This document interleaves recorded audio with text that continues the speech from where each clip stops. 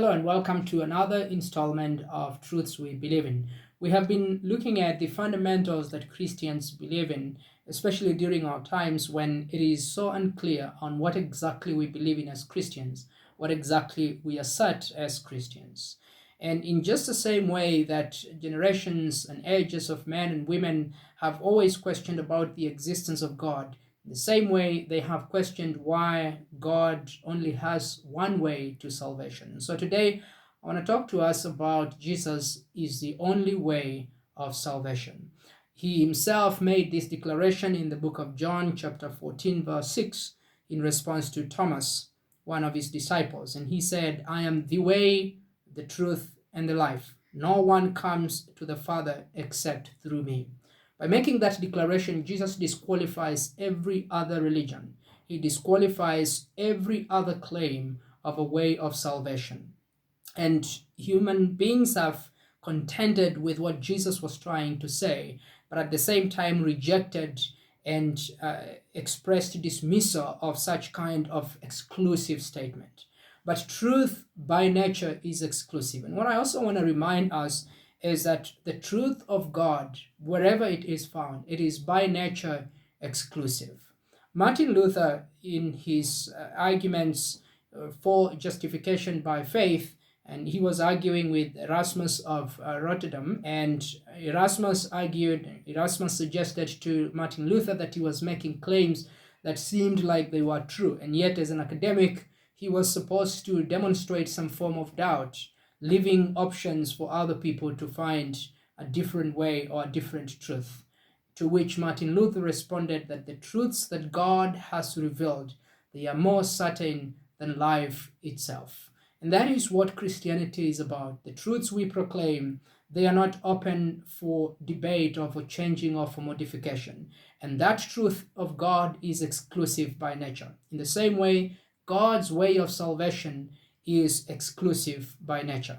When Jesus makes that declaration that I am the only way, what he means is that every other claim that there is a way to salvation is false, and that only him and through him can we attain eternal life. And so a lot of people argue why God should make that declaration or why God should have only one way. But if you are in a dangerous situation, let's say you are drowning in an ocean somewhere and there is a glimpse of hope and there is somebody trying to save you from your drowning experience, and they insist that there is only one way to save you, you will listen to that instruction. The reason is because you will be desperate enough and you will be scared that in case there is no, or you do not follow the instructions of the guide, you are going to drown. In the same way, the reason why the world over they do not really believe or not persuaded about Jesus as the only way, because they are not desperate enough.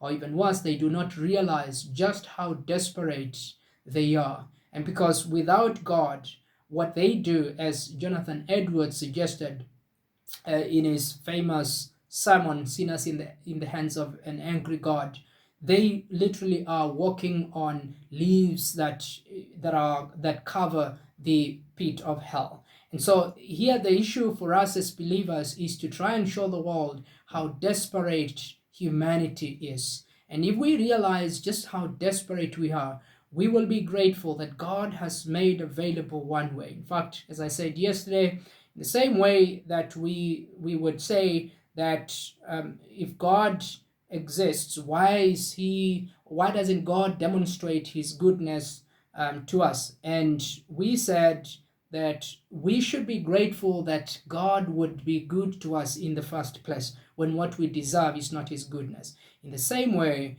we should not really ask why there is one way. The main question is, why should God make available a way that is available for us, a way that we can find salvation? And so you and I as believers, we need to proclaim the truth of God that is exclusive. And yes, you will be labeled as narrow-minded and intolerant, but by nature, the truths of God are exclusive. And if we do not find God's only way of salvation, we perish. That is his declaration. That is his way of salvation. and without Christ, we are lost. There is just no other way, and yet we should be eternally grateful that God has made available a way to salvation.